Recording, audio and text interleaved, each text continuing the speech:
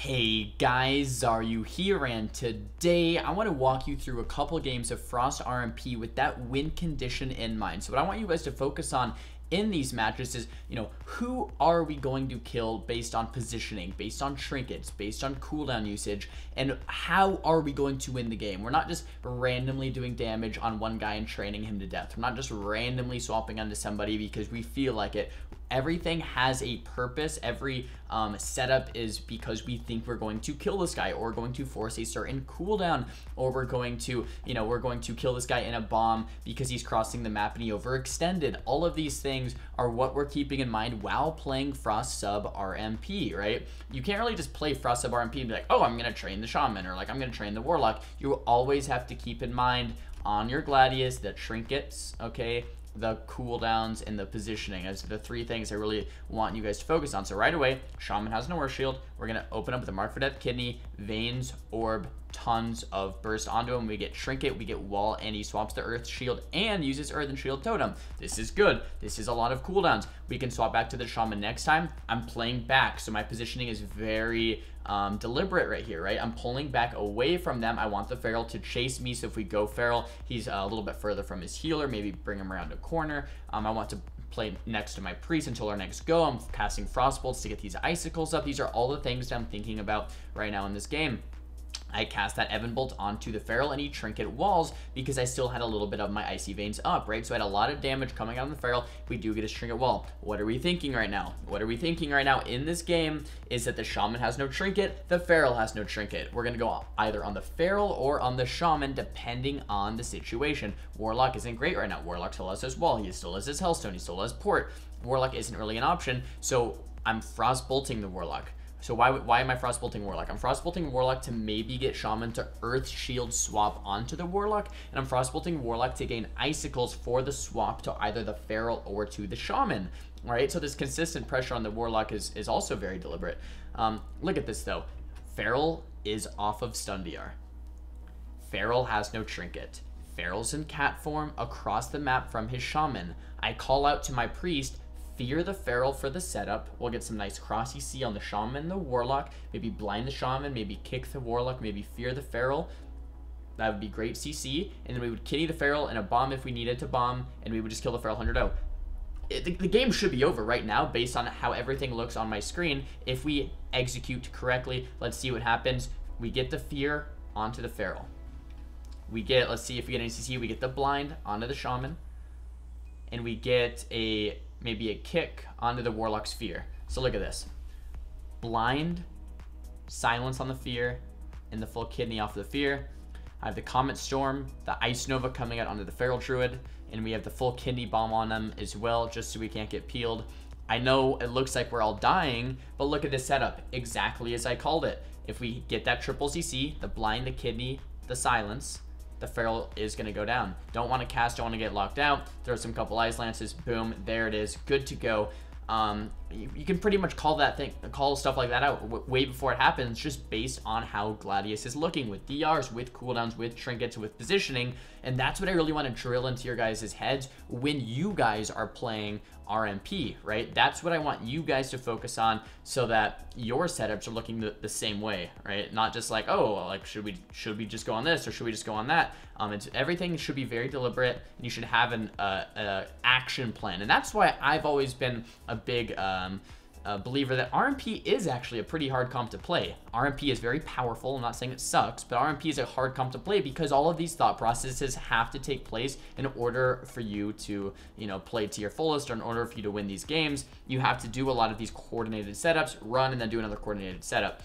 Having said that, RMP is very strong right now, and if you play it correctly, then you're gonna pretty much own. But yeah, here is that game. Damage breakdown kind of covered up by some of these things. Fierce Elite World Quest, there's a damage breakdown if you guys want to take a closer look. All right guys, and here we are hopping into an RMP mirror. So RMP versus RMP on Ashamane's Fall. Gates open, and right here the best setup would be to sap the mage, and then I myself would get an invis. We would open up onto the mage and swap the sap to the priest. Something like that would be ideal. So we pretty much are getting that. The sap comes out in the mage. The thing the thing that the enemy team did very well right here is we swapped the sap over to the priest, but he premonitioned the sap, so he deathed the sap, so it actually broke his own sap. Beautiful play by Aloons, the enemy disc priest. So we're not gonna have any CC onto the priest, and we're opening up onto the mage here with orb. We get trinket, we get the mage blinks out, but the priest isn't any CC, which is really just destroying our opener. Icy veins comes out, I blink it, I prop temp shield. I'm getting closer to my priest. I'm double blinking away. I fake the counter spell, trying to get the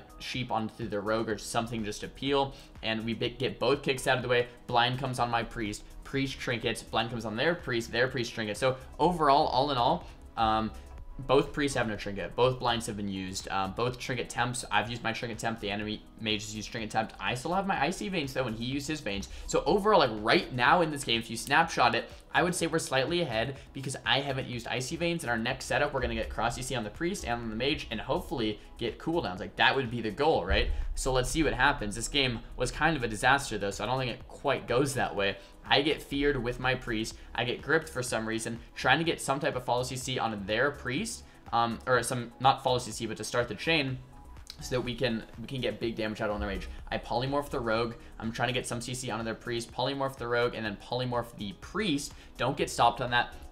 Trying to get some damage out, but we get pain sub. The bomb comes out onto me. We get some subs there in the middle of the screen. Kidney shot comes out onto my priest, and the mage does survive. So the mage survived even though we had that full setup with CC because they win at the same time that we win. So like since we kind of win at the same time, I couldn't really damage the mage, but we did get pain suppression. So once again, at this exact moment, I would say we're almost ahead, but they're getting so much follow-up CC that I am forced into the block. So they get the first block because they kept CCing through. They got the polymorphs, the fears, the kidneys, and now we get our fear onto their priest, and this is really bad, right? We don't want to CC sometimes, leave a huge gap, and then CC more. We would much rather just, you know, get the kidney into the poly, into the half poly, into the quarter poly, into the fear, no gaps to leave one long CC chain. That's how you're gonna force cooldowns. So now we pretty much use fear and waste fear, not in a chain. It doesn't really matter that much though, because the priest did have Will of Forsaken. So since he had Will of Forsaken,